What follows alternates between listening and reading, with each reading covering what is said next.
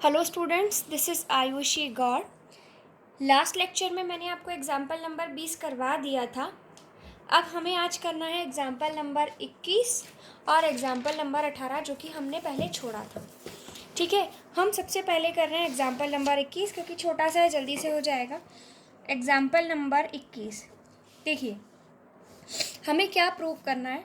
हमें प्रूव करना है बी सी ए बी इसका होल स्क्वायर बराबर 2BC minus A square square B square square 2AC minus B square B square A square 2AB minus C square. ठीक है,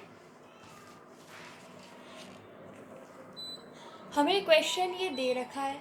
ठीक है, इस सारणिक का स्क्वायर हमें इसके बराबर सिद्ध करना है। तो हम क्या करेंगे, LHS पार्ट लेके चलते हैं। लेफ्ट हैंड साइड में हमें दे रखा है बी सी ए बी का होल स्क्वायर। इसे हम किस तरह से लिख सकते हैं? हम इसे इस तरह लिख सकते हैं बी सी ए बी गुणा बी सी ए बी।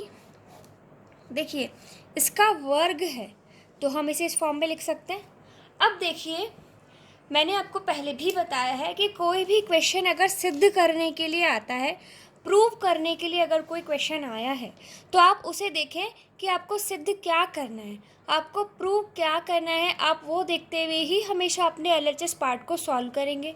देखिए, यहाँ अगर मैं देख रही हूँ तो मुझे क्या मिल रहा है, 2BC माइनस ए स्क्वायर। आपको सारे एलिमेंट्स को फोकस नहीं करना है, आप किसी एक को फोकस कर लें तो सारे ऑटोमेटिकली सेट हो जाएंगे। मैंने इसको फोकस किया, मुझे इस जगह क्या चाहिए, 2BC माइनस ए स्क्वायर। और ये मुझे कहाँ से मिलेगा, पहली रो को पहले इसके कॉलम से अगर मैं गुणा करूँ तो मुझे ये चीज़ मिलनी चाहिए। अब A square plus B square plus C square, मेरा तो आ रहा है A square plus B square plus C square, लेकिन मुझे चाहिए क्या, 2BC माइनस ए स्क्वायर चाहिए। इसका मतलब या तो इसके ऑर्डर को मैं क्या कर दूं, चेंज कर दूं। अब अगर आप थोड़ा सा सोचेंगे ना तो देखिए, ए को ए से मैंने गुणा किया तो मुझे ए स्क्वायर तो मिल रहा है, बी को बी से गुणा किया तो मुझे बी स्क्वायर मिल रहा है, लेकिन मुझे चाहिए क्या, 2BC। तो मैं इस बी को इस सी से गुणा करूं और इस सी को इस बी से गुणा करूं तो मुझे क्या मिलेगा, 2BC मिलेगा। देखो, ए को ए से गुणा किया, ए स्क्वायर मिल जाएगा। इस बी को अगर सी से गुणा कर दे तो BC, और इस सी को इस बी से गुणा कर दे तो BC, तो BC प्लस BC 2BC बन जाएगा, है ना। ऐसा करने के लिए क्या होना चाहिए कि ये वाली रो जो है वो यहाँ आनी चाहिए और ये वाली रो जो है यहाँ जानी चाहिए। तो हम ऐसा कर सकते हैं ना, क्योंकि हमने प्रॉपर्टी पढ़ी है, हमने गुणधर्म पढ़ा है कि किसी भी सारणिक के किसी दो रो मतलब पंक्तियों या स्तंभों को, कॉलम्स को अगर अपन आपस में बदल दे, इंटरचेंज कर दे, तो सारणिक जो है उसका चिन्ह बदल जाता है, डिटर्मिनेंट का साइन चेंज हो जाता है। तो हमने क्या किया, इस वाली मैट्रिक्स में मैं क्या कर रही हूँ, R2 को इंटरचेंज कर रही हूँ R3 से। दोनों तरफ तीर चिन्ह का मतलब है ये इसकी जगह और ये इसकी जगह। तो अब हमने क्या किया है, BC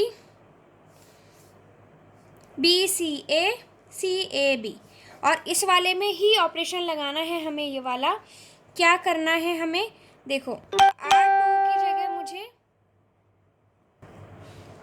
R3 को लिख देना है, तो ये हो जाएगा BCA।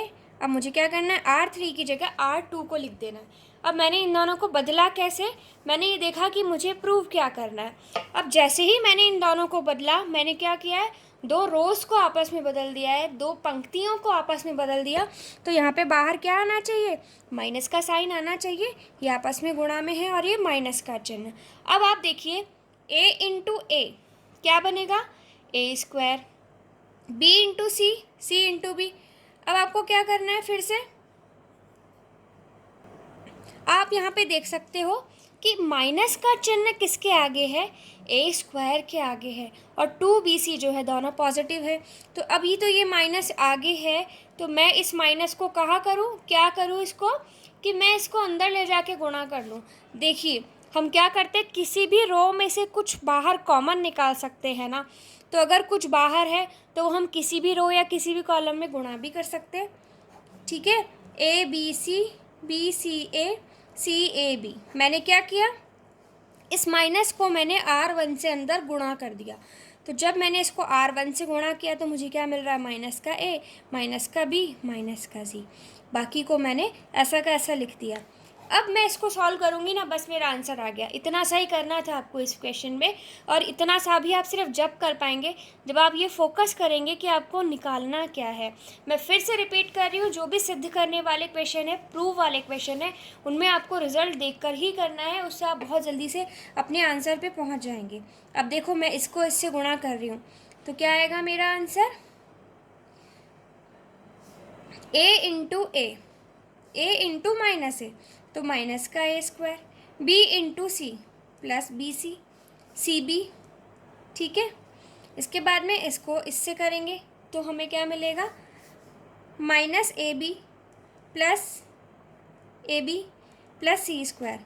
अब इसको इससे करेंगे तो क्या मिलेगा, minus A C plus B square plus A C. ठीक है, अब इसको इससे, क्योंकि गुणा करना आपके लिए नई बात नहीं है तो मैं इसको एक एक स्टेप नहीं करके दिखा रही, अब हमें डायरेक्ट करना आता है। बी इंटू माइनस ए, तो यहाँ बन जाएगा अपना minus A B plus C square plus A B, minus B square plus C A plus A C. ठीक है, यहाँ पे आपको मिलेगा माइनस में B C plus A square. ठीक है, ये ए स्क्वायर थोड़ा सा छुप गया है, आई होप आप लोगों को समझ में आ जाएगा। वैसे भी मेरी राइटिंग की आपको आदत होगी समझने की। चलिए इसको इससे, तो ये बनेगा माइनस का A C plus B square, minus का B C plus A square plus B C, minus का C square plus A B. अब हमें क्या करना है, इसको सिंपल सॉल्व भी तो करना है।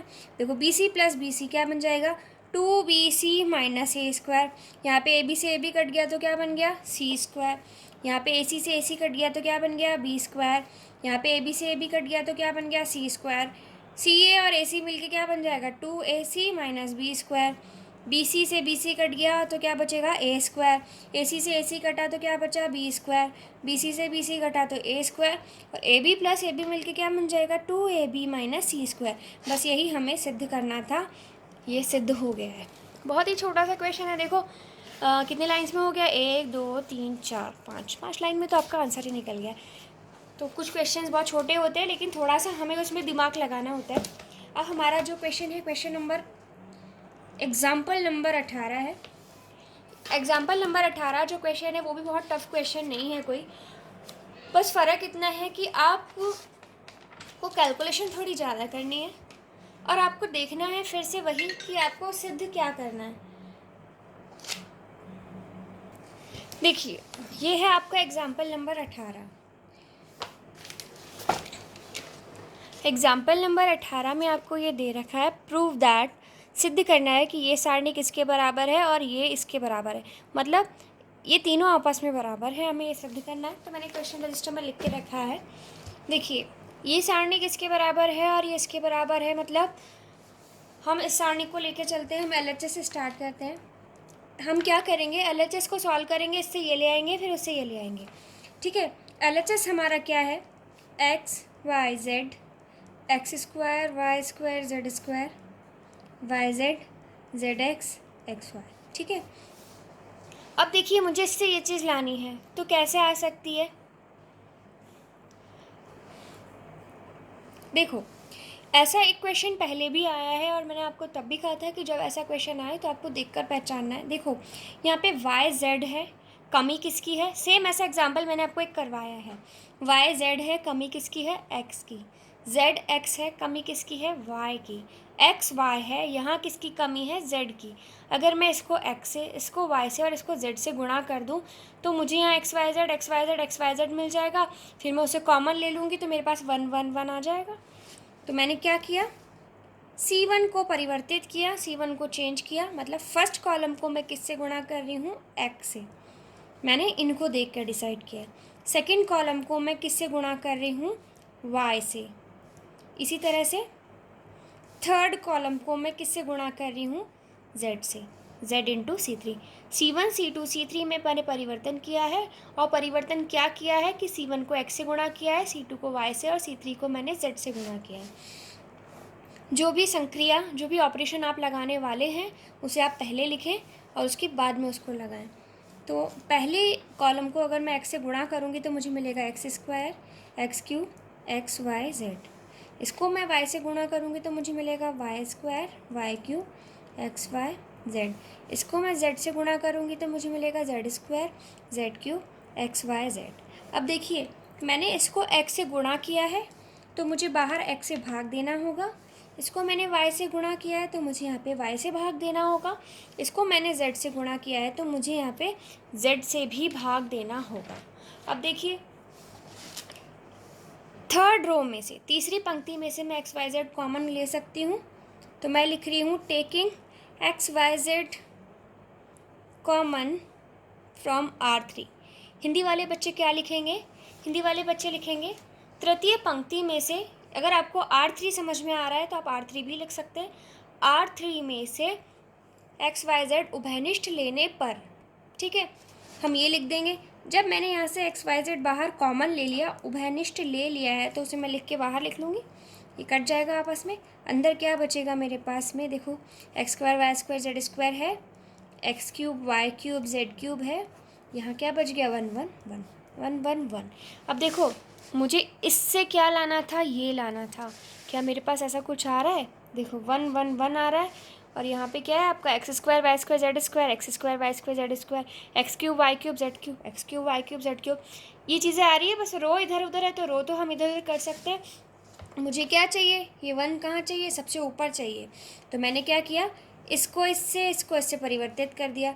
तो मैंने चेंज क्या किया है, C1 चेंज, सॉरी गलत लिख दिया मैंने, रो को बदल रही हूँ ना मैं, पंक्तियों को बदल रही हूँ। R1 चेंजेस टू R3, मैंने R1 को R3 से बदल दिया। तो क्या आ जाएगा, ये 1 1 1। R1 की जगह ये R3 आ गया। R2 में मैंने कोई बदलाव किया ही नहीं है, तो मैंने इसे यहाँ पे ऐसा कैसा लिख दिया। और फिर R3 की जगह क्या लिखना है मुझे, R1, ठीक है। तो बाहर क्या आ जाएगा, माइनस चिन्ह आएगा, क्योंकि हमने पढ़ा है कि डिटर्मिनेंट में, सारणिक में, अगर हम किन्हीं भी दो पंक्तियों और दो कॉलम्स को आपस में इंटरचेंज करते हैं तो उसका चिन्ह बदल जाता है। लेकिन अभी भी वो रिज़ल्ट नहीं आया है जो हमें चाहिए। देखो हमें चाहिए क्या, हमें यहाँ पर चाहिए 1 फिर x स्क्वायर फिर x क्यूब। 1 तो आ गया, x स्क्वायर और x क्यूब, अभी भी हमें क्या करना है, इन दोनों को आपस में बदलना है।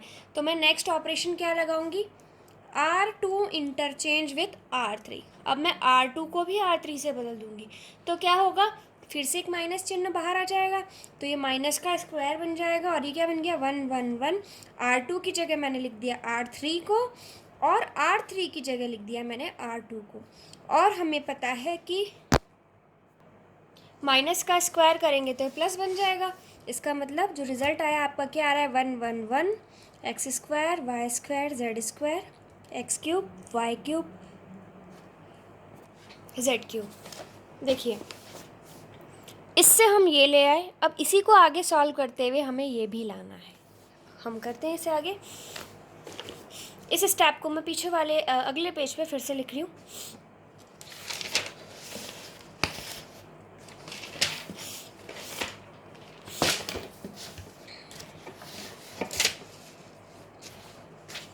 देखिए, हम यहाँ तक पहुँच गए हैं 1 1 1,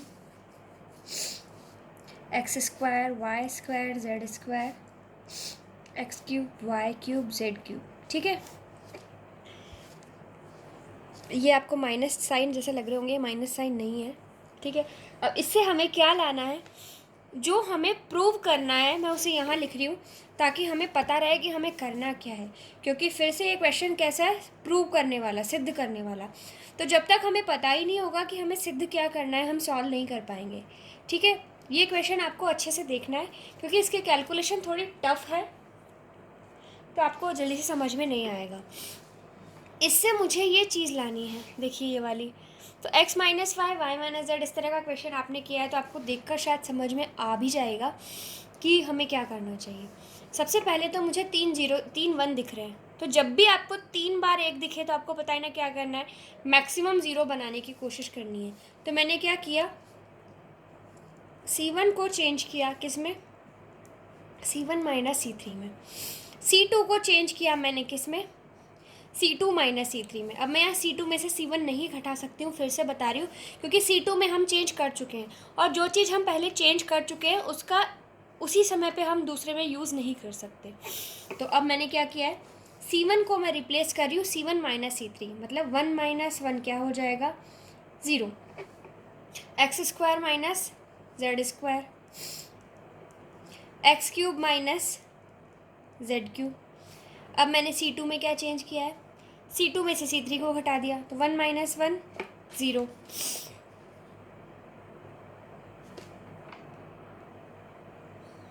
ठीक है, अब क्या करना है, y square minus z square, y cube minus z cube. C3 में हमने कुछ चेंज नहीं किया है, तो 1 जेड स्क्वायर जेड क्यूब। ठीक है, ये बन गया हमारे पास में। इसके बाद में अब हम क्या करेंगे, देखिए यहाँ तक पहुँच गए।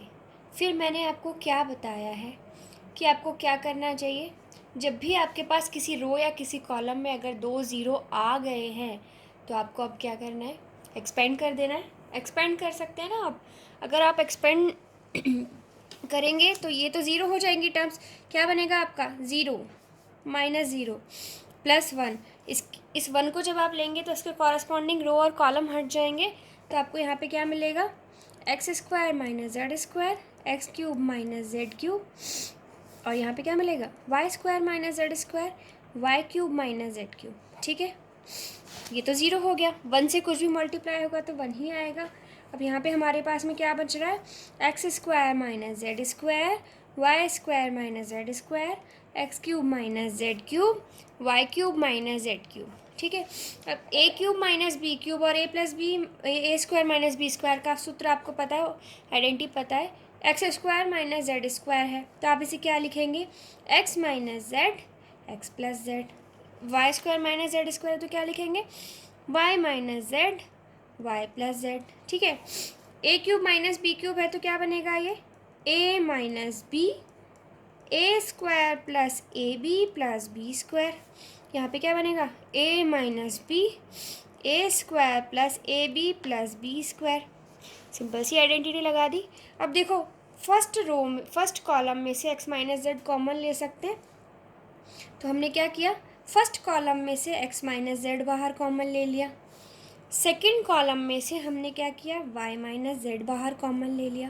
तो अंदर हमारे पास क्या बच रहा है, x plus z, x square plus x z plus z square, y plus z, y square plus y z plus z square. ठीक है, ये हमने कॉमन लेने के बाद अंदर ये बचा है। अब देखो हमें सिद्ध क्या करना था, x minus y, y minus z, z minus x, और ये तो इसमें से हमारे पास में एक्स माइनस जेड और वाई माइनस जेड तो आ गया है। अब हमें क्या करना है, देखो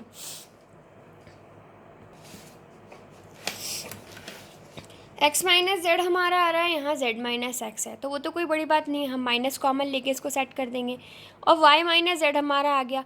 अब जो तीसरी टर्म लानी है हमें, वो क्या लानी है, एक्स माइनस वाई लानी है। अब हम ये देखें कि हम एक्स माइनस वाई ला कैसे सकते हैं। एक्स माइनस वाई लाने के लिए आप इसमें क्या बदलाव करेंगे कि आपको एक्स माइनस वाई मिले। ठीक है, ऐसा करने के लिए देखो, अगर मैं इसमें से इसको घटाऊं, y प्लस जेड में से, देखिए मैं इसे रफली यहाँ छोटा सा करके बताती हूँ आपको, y प्लस जेड में से अगर मैंने इसको घटा दिया, माइनस कर दिया x को z को, तो z से ये कट जाएगा और y माइनस एक्स बन जाएगा। मुझे चाहिए क्या, x minus y, y minus x बनेगा तो भी ठीक है, क्योंकि मेरे को यहाँ पे वैसे भी माइनस एक कॉमन लेना है, मैं यहाँ से भी माइनस कॉमन ले लूँगी तो माइनस माइनस कट जाएगा, मेरा आंसर आ जाएगा। इसका मतलब मुझे y माइनस एक्स कब मिलेगा, मुझे y माइनस एक्स सिर्फ तभी मिल सकता है जबकि मैं इसमें से इसको घटा दूँ। ठीक है, अब मैं संक्रिया क्या लगाऊंगी, मैंने ऑपरेशन लगाया, कौन सा, C2 changes to C2 minus C1। आप ये संक्रिया इधर भी लगा सकते हैं, उससे कुछ फ़र्क नहीं पड़ेगा। C2 changes to C2 minus C1। मैंने क्या किया, C2 में से C1 को घटा दिया। तो मैं इसे इसी वाली स्टेप को पहले एक बार दोबारा यहाँ लिख रही हूँ। ये बन रहा है आपका x minus z, y minus z, ये है आपका x plus z, y plus z, x square plus x z plus z square, y square plus y z plus z square. ये आपका था। हमने संक्रिया क्या लगाई है, C2 changes to C2 minus C1। इस C2 में से C1 को हम घटा रहे हैं। क्यों घटा रहे हैं, मैं अपनी मर्जी से नहीं घटा रही हूँ, मैं सिर्फ ये देख रही हूँ कि मुझे प्रूव क्या करना है। अब हमने क्या किया, चेंज हो रहा है C2 में, C1 में कोई भी चेंज नहीं हो रहा है, तो हम C1 को ऐसा का ऐसा फिर से लिख देंगे। ठीक है, अब हमने क्या किया, इस C2 में से इसको घटाया तो क्या मिल रहा है, y प्लस जेड में से हमने x को और z को माइनस किया तो z से z कट जाएगा। यहाँ पर मिलेगा आपको y माइनस एक्स। ओके, अब आपको क्या करना है, इसमें से इसको भी तो घटाना पड़ेगा, क्योंकि पूरी C2 में से C1 को घटाया तो इसमें से ये घटेगा, इसमें से ये घटेगा। तो जब हमने इसमें से इसको घटाया तो क्या मिलेगा हमें, देखिए y square plus y z plus z square में से आपने क्या किया, माइनस किया किसको, x square plus x z plus x square को। तो जब आप ब्रैकेट खोलेंगे तो आपको ये सारी ही टर्म्स कैसी मिल जाएगी, नेगेटिव मिल जाएंगी ना। जेड स्क्वायर से जेड स्क्वायर कट जाएगा, क्या बचेगा आपके पास में यहाँ पे, y square minus x square, ठीक है, plus y z minus x z. ये हमें यहाँ पे बचा हुआ मिल रहा है। अब देखिए x minus Z, y minus z, x plus z, x square plus x z plus z square, y minus x. अब देखो इस वाली टर्म, क्योंकि हमें बाहर क्या चाहिए, वाई माइनस एक्स चाहिए, तो वाई माइनस एक्स में इस सेकेंड कॉलम में से कॉमन कब निकाल सकती हूँ, अगर यहाँ पे भी तो वाई माइनस एक्स हो। तो देखो यहाँ y square minus x square है, तो इस y square minus x square और इन दोनों को मैं काम में अगर लूँ तो मैं इसे क्या लिख सकती हूँ, फैक्टर्स अगर बनाऊँ तो y plus x, y minus x, इसमें फिर प्लस ये क्या है, y z minus x z में से मैंने क्या किया, जेड कॉमन लिया। ये स्टेप्स आपकी बुक में किए हुए नहीं हैं, तो इसलिए प्लीज़ ध्यान से देख ले। इन दोनों में से जेड कॉमन लिया तो अंदर क्या बच रहा है, वाई माइनस एक्स। ठीक है, अब आप देखिए आपको क्या मिल रहा है, फिर से x plus z, x square plus x z plus z square, यहाँ वाई माइनस एक्स। अब इसमें से और इसमें से आप वाई माइनस एक्स कॉमन ले सकते हैं, वाई माइनस एक्स हमने कॉमन ले लिया तो अंदर हमारे पास में क्या बच रहा है, y plus x plus z हो गया। अब हमें क्या करना है, C2 सेकेंड कॉलम में से हमने वाई माइनस एक्स कॉमन ले लिया, taking y minus x common from C2। Hindi वाले बच्चे क्या लिखेंगे, द्वितीय स्तंभ में से, या फिर आप C2 भी लिख सकते हैं, C2 में से y माइनस एक्स उभयनिष्ठ लेने पर। तो जब आप y माइनस एक्स को कॉमन ले लेंगे तो वो बाहर आ जाएगा, ये बनेगा आपका x minus Z, y minus Z, y minus x. ठीक है, अंदर क्या बच जाएगा, x plus z, x square plus x z plus z square, यहाँ बचेगा आपके पास में 1, ये बच रहा है x plus y plus z. Y plus x plus z है, ऐसे मैं x plus y plus z लिखूँगी तो कुछ गलत तो नहीं है। अब इसके बाद में आपको क्या करना है, कुछ भी नहीं करना है, सिंपल इसको सॉल्व करो, इसको इससे गुणा करो, माइनस इसको इससे गुणा करके लिख दो। तो पहली बात तो देखो, अब x माइनस जेड, लेकिन यहाँ पे मुझे z माइनस एक्स दे रखा है, तो इस x माइनस जेड में से हम माइनस बाहर कॉमन ले लूँ तो ये हो जाएगा z minus x. y minus Z चाहिए मुझे, यहाँ y माइनस जेड है तो y माइनस जेड को तो मैं ऐसा कैसा रहने देती हूँ, ये लिख दिया मैंने y माइनस जेड। ठीक है, y माइनस एक्स, लेकिन यहाँ पे x माइनस, यहाँ पे क्या है देखो x माइनस वाई है, तो मैंने क्या किया, इस y माइनस एक्स में से भी माइनस इसको x माइनस वाई लिख दिया, माइनस इंटू माइनस होके प्लस हो जाएगा, तो आपका यहाँ पे क्या बन जाएगा, z minus x, y minus z, x minus y. ठीक है, और ये जो है इसको इससे गुणा करके हमें लिखना है, तो चलिए हम इसे भी लिख लेते हैं। ये बन जाएगा x plus z into x plus y plus z minus 1 into ये, तो ये क्या बनेगा, x square plus x z plus z square. ठीक है, जब इनको गुणा करेंगे तो क्या मिलेगा, x square plus x y plus x z plus z Y plus z square minus x square minus x z minus z square. अब यहाँ पे से क्या क्या कट रहा है, जेड स्क्वायर से जेड स्क्वायर कट रहा है, एक्स स्क्वायर से एक्स स्क्वायर कट रहा है, एक्स जेड से एक्स जेड कट रहा है। अब हमें क्या मिल गया है, z minus x y minus z x minus y, और यहाँ पे मिल रहा है आपको x y plus y z plus z x, और यही क्या है आपका आंसर है। देखिए मैंने इस क्वेश्चन में कुछ भी नया नहीं किया है, बस मैंने आपको कहा था कि कैलकुलेशन थोड़ी सी लंबी है, तो बस कैलकुलेशन ही हमने थोड़ी सी लंबी करी है, बाकी करने का तरीका सेम वही था जैसे हमने अभी तक के सारे क्वेश्चंस किए हैं। इसी के साथ आपके सारे एग्जाम्पल्स ख़त्म हो जाते हैं। मैंने आपको इस एक्सरसाइज के सारे ही एग्जाम्पल्स खुद से करके दिखाए हैं, क्योंकि इस एक्सरसाइज के एग्जाम्पल्स इम्पॉर्टेंट हैं। अब मैंने आपको एक्सरसाइज 4.2 में 10 तक के क्वेश्चंस करने के लिए दिए थे, बट काफ़ी बच्चे नहीं, शायद 90% बच्चे तो कर ही नहीं रहे हैं वर्क। जो बच्चे कर रहे हैं उनके लिए तो मुझे बताना ही होगा। देखिए 4.2 एक्सरसाइज में फर्स्ट क्वेश्चन आपको दे रखा है LM23। हाँ, अब देखते हैं। देखिए फर्स्ट क्वेश्चन है आपका, इसमें आपको L अनुपात M निकालना है। तो इसका आंसर इंग्लिश वाली बुक में गलत दे रखा है, इसका आंसर 2:3 होगा। आप इसको सिंपली जब सॉल्व करेंगे, तो मैं इसे बुक में ही कर देती हूँ, तो क्या आएगा 3L माइनस 2M बराबर 0, क्योंकि आपको 2 ऑर्डर के मैट्रिक्स को सॉल्व करना आता है। तो 3L बराबर 2M, और आपसे L और M का अनुपात पूछा है, तो M को नीचे ले जाओ, 3 को उधर ले जाओ, तो L/M बराबर क्या होगा 2/3। तो इसे हम इस तरह से भी तो लिख सकते हैं। तो ये आपका आंसर। सारणिक इसके द्वितीय पंक्ति के अवयवों की उपसारणिक, तो अब उपसारणिक निकालना तो मुझे नहीं लगता कि आपको सिखाना चाहिए, आप लोगों में से सभी जानते हैं। सारणिक इसका मान ज्ञात कीजिए। क्वेश्चन नंबर 3 है, मैं आपको बता देती हूँ ये। देखिए क्वेश्चन नंबर 3 ऑफ एक्सरसाइज 4.2 का क्वेश्चन नंबर 3 मैं आपको बता रही हूँ। आपको यहाँ पे दिया है 13, 14, 15, 16, 17, 18, 19, 20, 21।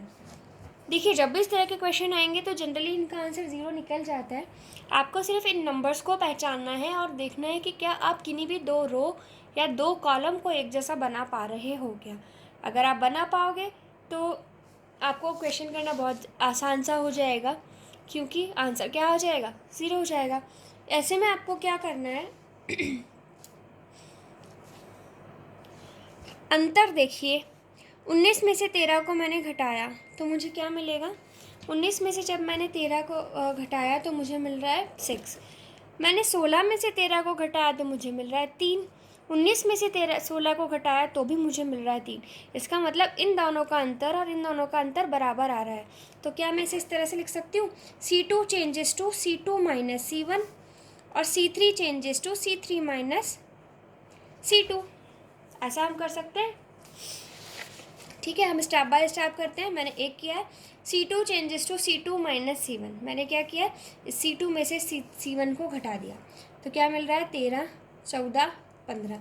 16 में से 13 गए तो 3, 17 में से 14 गए तो 3, 15 में से 18 गए तो बच्चे कितने 3, 19, 20, 21। ठीक है, अब मैंने क्या किया C3 changes to C3 minus, अब मुझे क्या करना चाहिए, मैंने क्या किया है C3 माइनस अगर मैं C1 करती हूँ तो देखियो अब मैंने यहाँ से C2 को हटा दिया है, तो अब मैं C3 माइनस C2 तो कर नहीं सकती, क्योंकि ये अंतर कैसा आ रहा है 19 में से 13 गए तो 16 हो जाएंगे। लेकिन मुझे दिख रहा है मैं अभी भी इक्वल कर सकती हूँ। कैसे कर सकती हूँ आपको बताते हैं। C3 में से C1 को घटाया तो मुझे क्या मिलेगा, देखो C1 और C2 को तो हमने ऐसा कैसा लिख दिया, C3 माइनस C1, 19 माइनस 13 बचेंगे 6, 20 माइनस 14 बचेंगे 6, 21 में से 15 गए तो बचेंगे 6। अब मैंने क्या किया, इसको मैं इस तरह से लिख सकती हूँ 13, 14, 15, 3, 3, 3, 2 गुणा 3, 2 गुणा 3, 2 गुणा 3। इसमें से अगर मैं 2 बाहर कॉमन ले लूँ तो मुझे क्या मिलेगा 13, 14, 15, 3, 3, 3, 3, 3, 3। क्या हुआ, इस सारणिक के 2 कॉलम एक जैसे आ गए, इसका मतलब इसका आंसर कितना हो गया, 0 जो है वो आपका आंसर हो गया।